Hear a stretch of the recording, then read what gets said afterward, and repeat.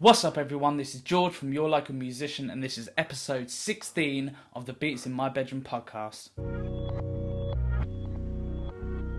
Now, obviously, what I'm going to speak about today is quite a personal one to me. It's something that I have known to work extremely well, and it works in obviously multiple different industries. Multiple different industries use it. Say hello to Ferris. Cheers, mate.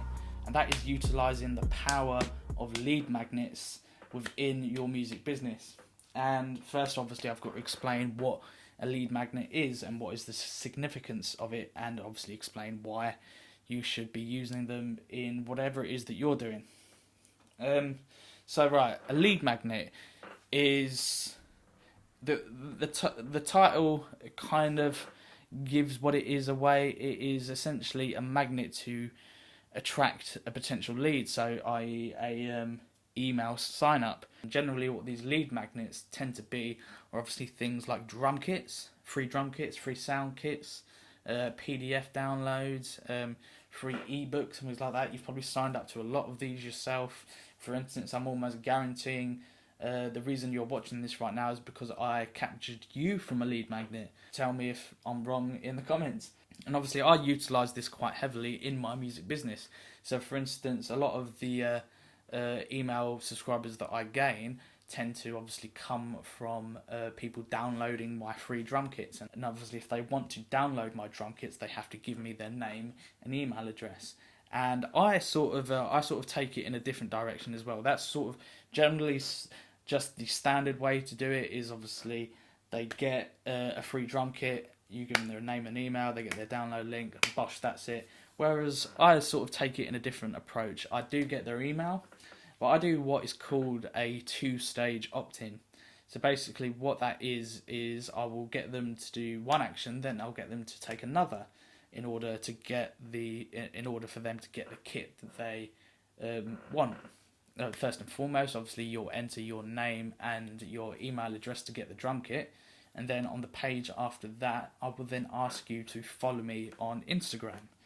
And that, in essence, obviously captures that person in two different ways. I get their email address, and if they're on Instagram, they can obviously like me on there. And since I've been doing that, obviously my personal accounts have obviously started to grow quite significantly, by as much as up to about 50 to 60 people a day. Me just being me on my own, obviously I'm quite proud of that. And obviously the way that you get people to sign up to these lead magnets can depend. They can be from your existing network on social media, or for instance the way that I do it isn't really through social media at all. It's not my videos going viral or anything like that. It is generally just from SEO, so it's from clicking my result within the Google search engine. And our journey together will kind of start from there, as cliche and as disgusting as that sounds. That's how it works. And you should really be utilising the power of this in your business, because basically what it does is gives you the ability to kind of defy the algorithm in a sense, and also create traffic that you own, which exists within your obviously your email list. But if you get someone to obviously like you on a certain social platform, it gives you just a bit of a social boost, some social presence, and just gives you a little bit more and just gives you a little bit more credibility if you've got obviously a high number of followers.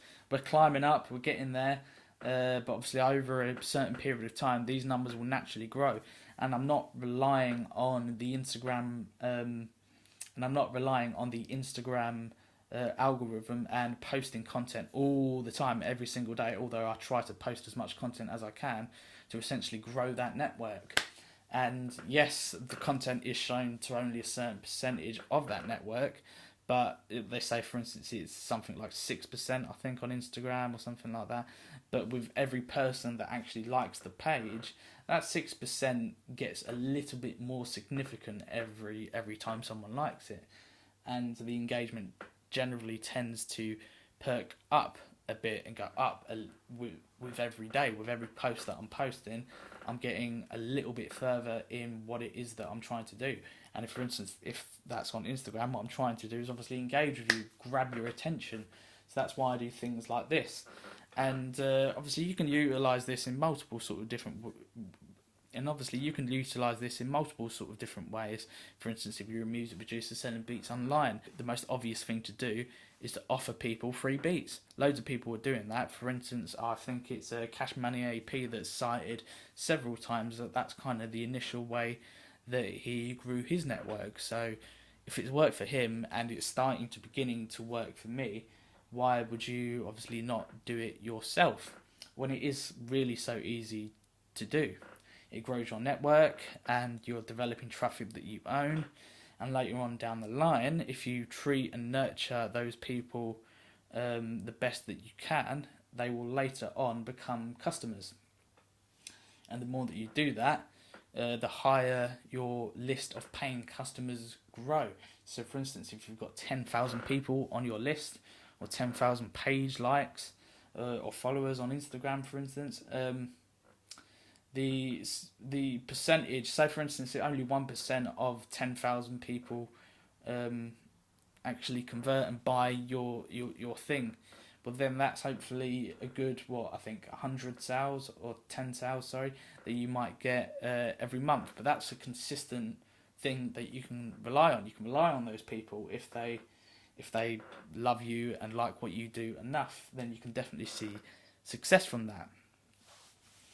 And this is something I encourage, obviously, everyone to figure out how to do in their own thing. So in their own business or artistry of whatever kind, and just to grow your network and grow what you control a little bit more, and have the impact that you're trying to make a little bit more significant to people. Obviously, you can't always do that and rely on the algorithm. You can't always do that by relying on the algorithm, for instance. None of my videos have gone crazy viral.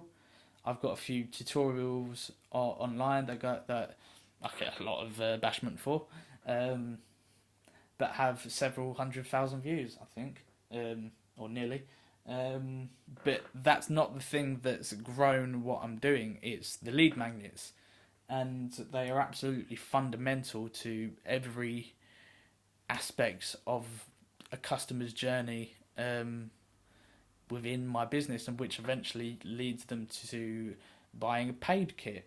So like I said in my last sort of video about pushing sort of boundaries, eventually they'll become interested in kits made out of a car called the Panda Kit, and that's enough to spark their mind and grows my my following and my influence in the progress of that. And it's something I would encourage you to obviously do as much as you can. Give away as much for free as you possibly can, because only positive things can come from that when you are growing the amount of people that you can actually reach. And the tip of the funnel for that, the way it all starts off, is you've just got to figure a way to generate traffic. And we talk about this a lot. We talk about SEO all the time. That's my main thing. And so I would encourage you to obviously go out there and start learning about SEO. And if you want to do it that way, then do it that way. But if you're already successful at generating traffic with social media platforms, then obviously do it that way and grow it a little bit further. Not everyone on your page currently, before you've done something like this, will be subscribed to your email list, so you can utilize those people and turn them into traffic that you own rather than the traffic that you don't.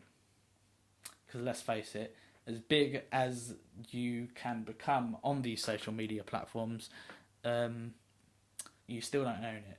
They're still in control of it. It can go like that. For instance, my friend Billy from Big Shot Beats recently has been talking about something that's happened to him on Instagram, where I've actually experienced this myself, where he comments on a post, and then the person that he's commenting on the post to, if they try and reply back to him, it won't happen. Obviously, I hope it's sorted now, but that's quite a scary thing to know. And he's got quite a nice following on Instagram, so it's definitely something that I would put my attention into. Having a big following on a social platform like that is good, but it's not really worth that much if you lose it overnight. So if you're trying to drive people to those platforms, maybe it's best to get their email first. And you can do that with ads. You don't have to do that with SEO. You can reach more people that way if that's the way that you want to do it. I definitely recommend. I spend a lot of money on advertising, and it works. It simply does. And obviously, as long as you know how to do it effectively. So that's just kind of what I wanted to speak about today, to hopefully give you some sort of idea on how to utilize lead magnets within your music business itself, and obviously try the 2-stage opt-in. For instance, if you've never seen something like that, if you are not on my email list, if I got you from elsewhere, if you did find me naturally on Instagram or did find me naturally on Facebook, then I encourage you to obviously go over to yourlocalmusician.com and obviously download one of those free kits, and you'll see the process for what it is and how it works and how effective actually it can be. So guys, if you are on the YouTube, remember to obviously hit the notification bell and the subscribe button. If you're on any of the audio platforms, please do go ahead and follow. Do whatever it is to show some love. Drop a comment, drop a heart or whatever, a 100. Yeah. And I'll see you in episode 17.